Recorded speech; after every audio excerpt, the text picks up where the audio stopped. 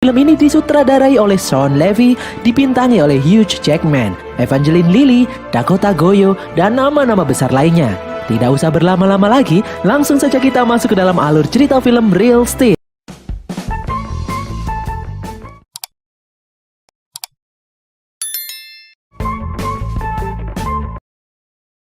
Di pagi yang cerah di sebuah taman bermain pekan raya di pinggiran kota, seorang pria bernama Charlie terbangun di dalam trailer truknya karena bunyi telepon dari orang yang ingin menagih hutang padanya.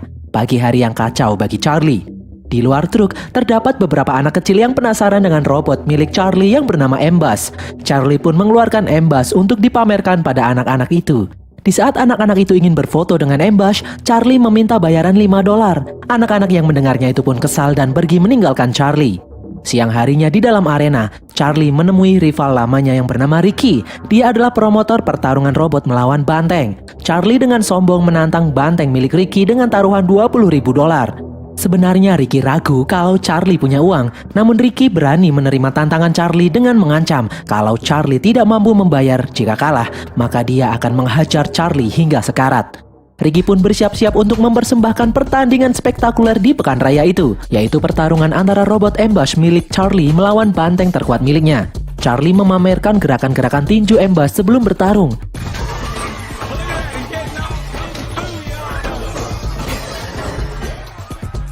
Beberapa saat kemudian, banteng milik Ricky pun dikeluarkan. Embas mampu menjatuhkan banteng itu dengan mudah. Embas mampu menghajar banteng itu. Namun Charlie yang sombong itu pun lengah. Banteng itu menyeruduk Embas hingga kehilangan satu kakinya. Tanpa henti, banteng itu terus menghajar Embas hingga rusak parah dan remuk. Ricky pun memperingatkan Charlie untuk tidak kabur. Beberapa saat kemudian, setelah selesai memasukkan rongsokan Embas ke dalam truknya, Charlie ditemui oleh dua orang tidak dikenal yang memberi kabar bahwa mantan istrinya telah tiada. Mereka memberi kabar kepada Charlie untuk menghadiri sidang hak asuh anak satu-satunya yang dia tinggalkan sejak lahir. Charlie pun bergegas pergi meninggalkan Ricky yang kemudian kesal karena telah ditipu.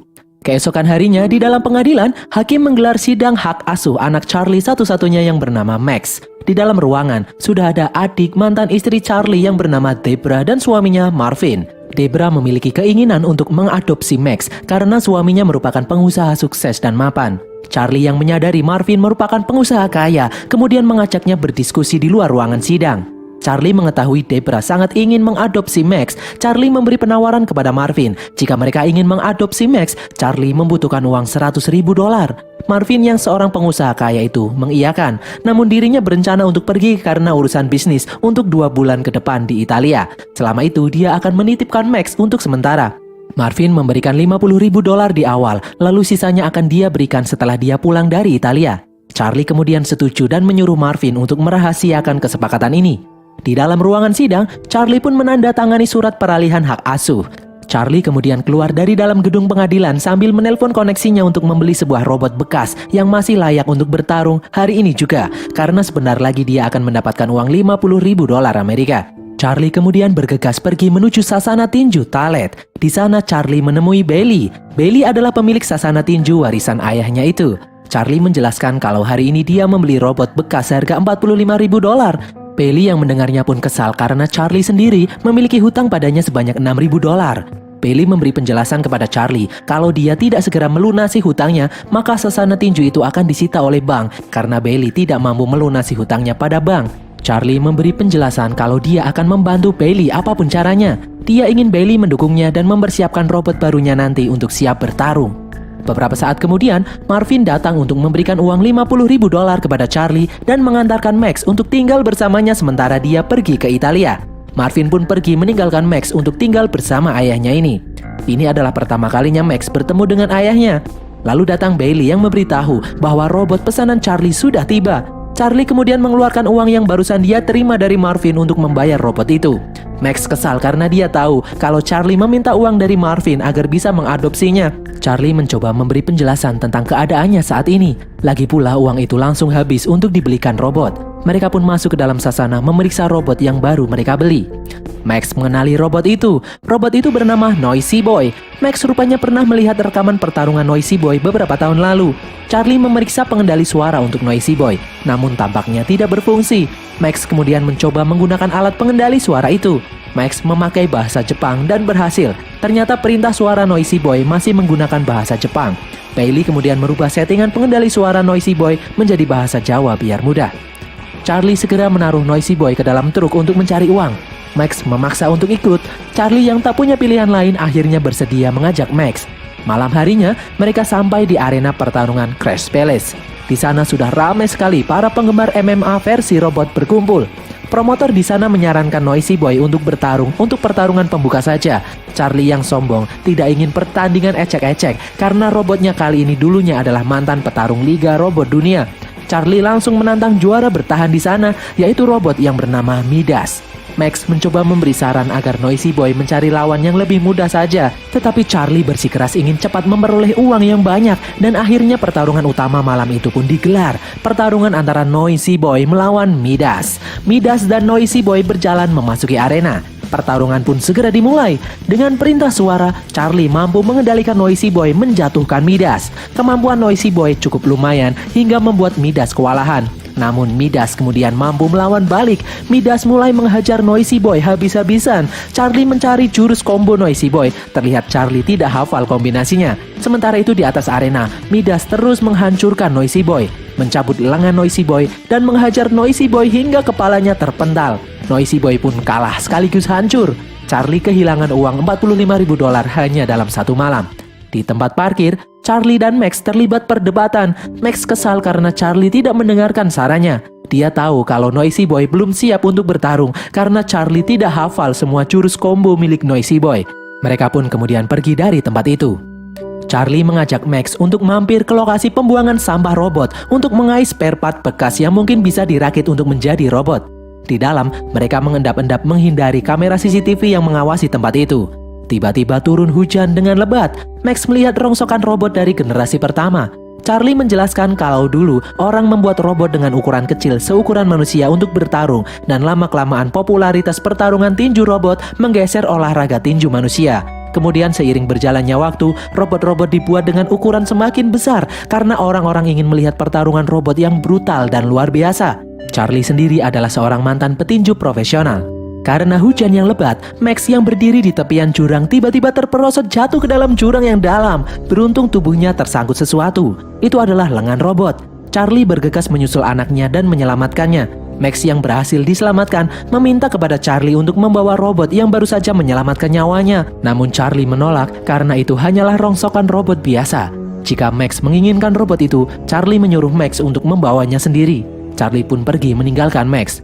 Siang harinya, Max sendirian berhasil membawa robot itu dengan gerobak menuju parkiran. Mereka membawa robot itu menuju sasana tinju.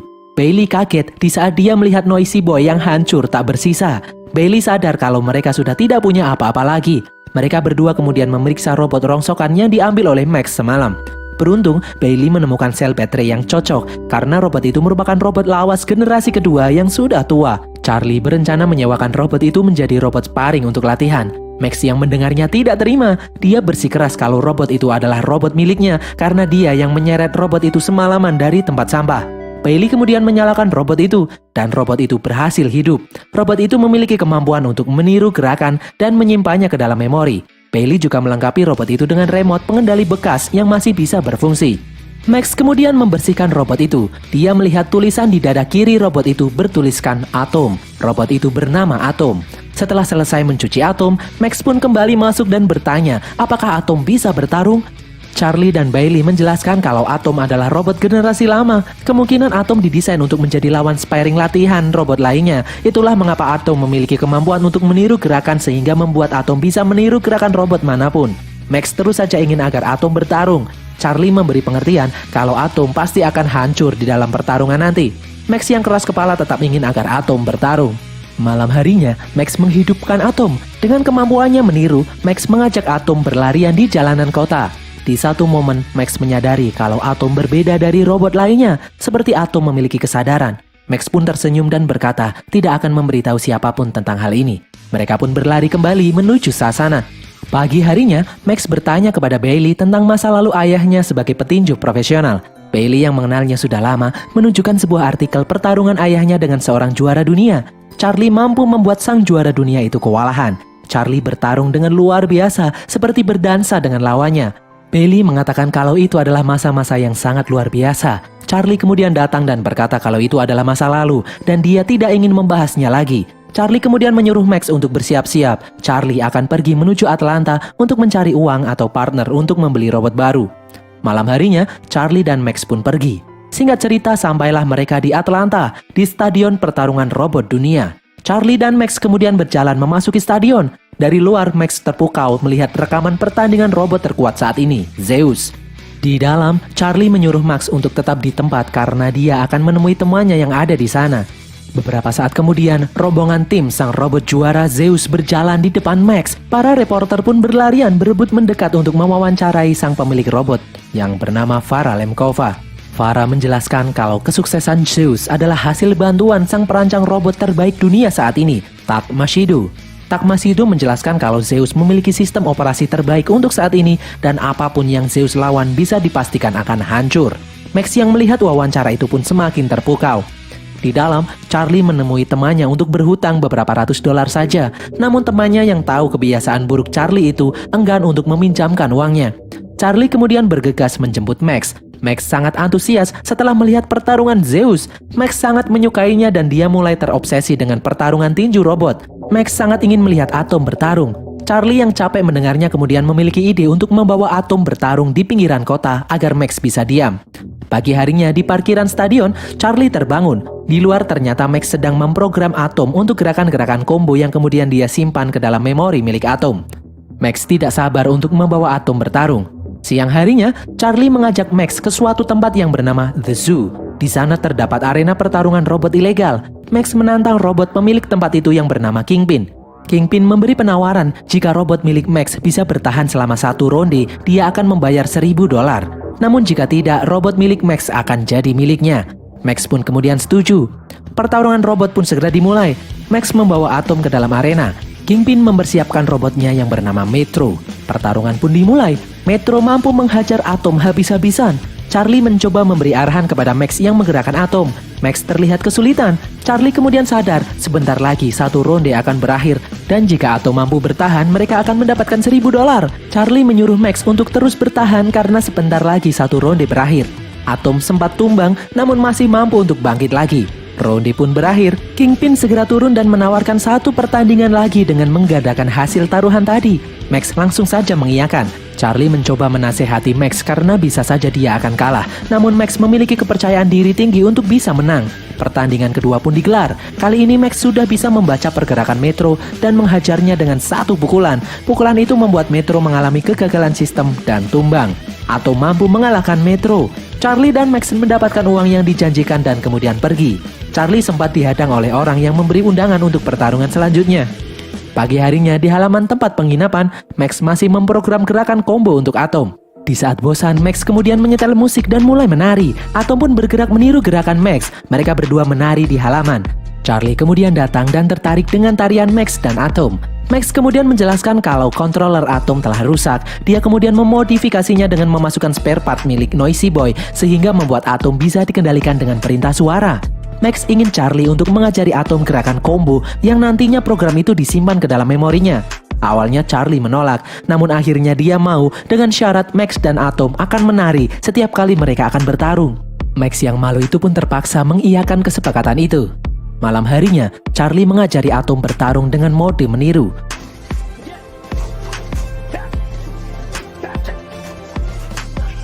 Charlie mengajari Atom semua jurus yang dia kuasai. Keesokan harinya mereka pun berangkat menuju arena berikutnya. Sebelum bertarung, Max dan Atom menari. Semua orang menyukainya. Atom bisa mengalahkan setiap robot yang dia lawan dan membuat Max mendapatkan uang yang cukup banyak.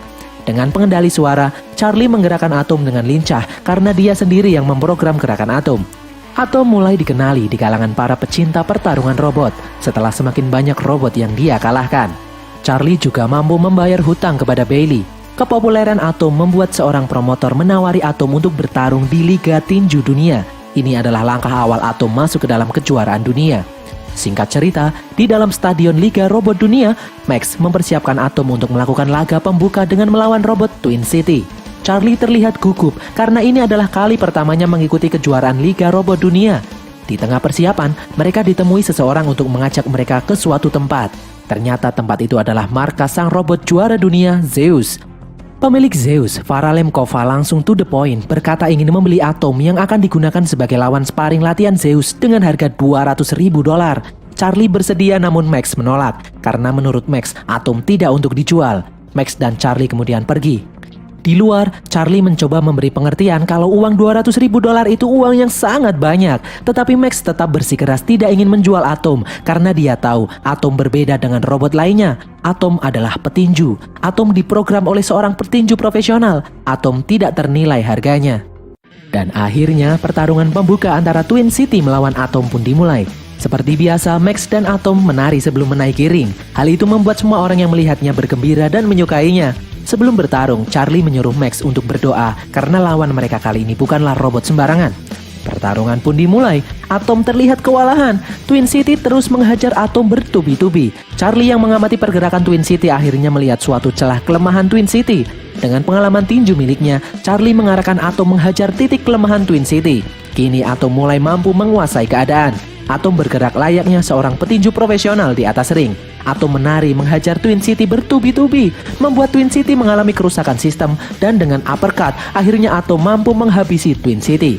Di saat pembawa acara sedang berbicara, Max merebut mikrofon dan dengan terang-terangan menantang Zeus untuk bertarung di depan para wartawan.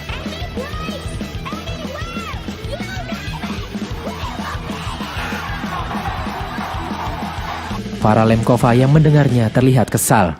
Beberapa saat kemudian di parkiran, Charlie dan Max ditemui oleh Ricky yang masih memiliki dendam dengan Charlie. Charlie yang sekarang memiliki uang berkata kalau dia akan membayar semua hutangnya. Namun bukan itu yang diinginkan Ricky. Ricky yang marah ingin menghajar Charlie habis-habisan. Charlie dan Max kemudian kabur.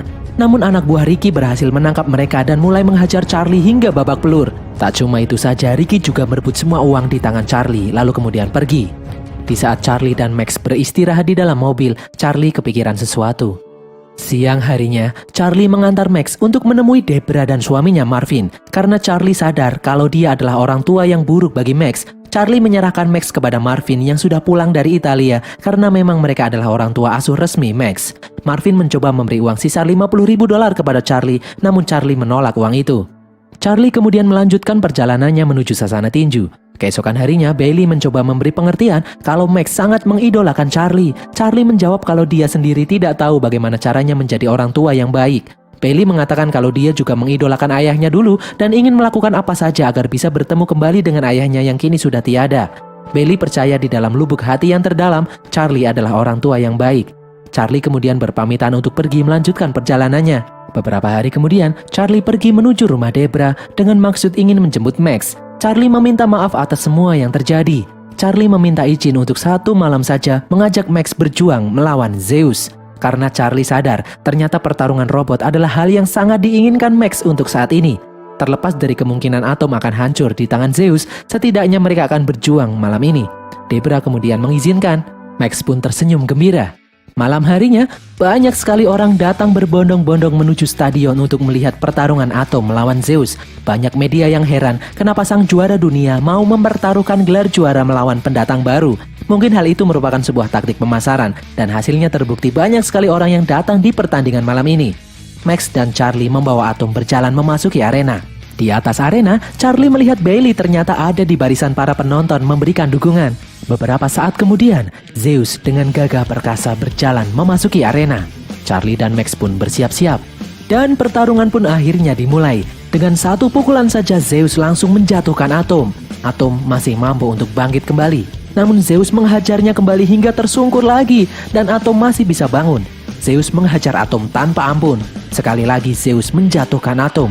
Atom belum mau menyerah, dia bangkit lagi. Zeus kembali menghajar Atom bertubi-tubi dan untuk pertama kalinya Atom mampu menghajar wajah Zeus. Kini giliran Atom balik melawan. Namun Zeus kembali membalikan keadaan memojokkan Atom. Ronde pertama berakhir dan Atom masih mampu bertahan. Masing-masing kubu memperbaiki apa yang bisa mereka perbaiki. Ronde kedua pun digelar. Zeus masih menguasai seluruh pertarungan. Atom berusaha untuk bertahan dan sesekali menyerang. Atom kembali jatuh dan mampu bangkit lagi seakan tidak ingin menyerah. Hingga ronde keempat pun berjalan, Atom terkena pukulan fatal yang membuat sistem pengendali suara miliknya rusak dan tidak dapat dikendalikan. Atom yang diam saja hanya pasrah menerima pukulan beruntun dari Zeus. Ronde pun berakhir. Max mematikan sistem pengendali suara di tubuh Atom, lalu mengaktifkan mode peniru. Max ingin Atom meniru setiap gerakan Charlie, sehingga Atom bisa bergerak lebih leluasa dan lebih cepat. Awalnya Charlie menolaknya, namun Max terus meyakinkan kalau Atom pasti bisa menghadapi Zeus dengan bantuan Charlie. Charlie yang tak punya pilihan lain pun mengiyakan. Charlie mengaktifkan mode peniru di tubuh Atom. Ronde terakhir pun dimulai. Charlie menggerakkan Atom dengan meniru gerakannya dari luar ring. Charlie terus bertahan. Charlie menantang Zeus untuk terus maju. Charlie masih terus saja bertahan. Dia menunggu sesuatu. Di saat Zeus mulai melambat, tenaganya mulai habis, kini giliran Atom yang menyerang. Atom menghajar Zeus bertubi-tubi. Kini giliran Atom yang memojokkan Zeus. Di bangku kontrol, Takmasido yang kesal akhirnya turun tangan mengendalikan Zeus. Namun hal itu sia-sia. Atom mampu menghajar Zeus tanpa ampun. Charlie menggerakkan Atom seperti layaknya sedang menari. Bailey dan Max yang melihatnya pun menangis terharu melihat perjuangan Charlie yang sangat luar biasa. Untuk pertama kalinya dalam sejarah, Zeus tumbang. Namun Zeus masih bisa bangkit lagi dan Atom kembali menghajar Zeus hingga babak belur dan bel pertarungan pun berbunyi. Zeus diselamatkan oleh bel. Semua orang bersorak, pertandingan yang sangat luar biasa.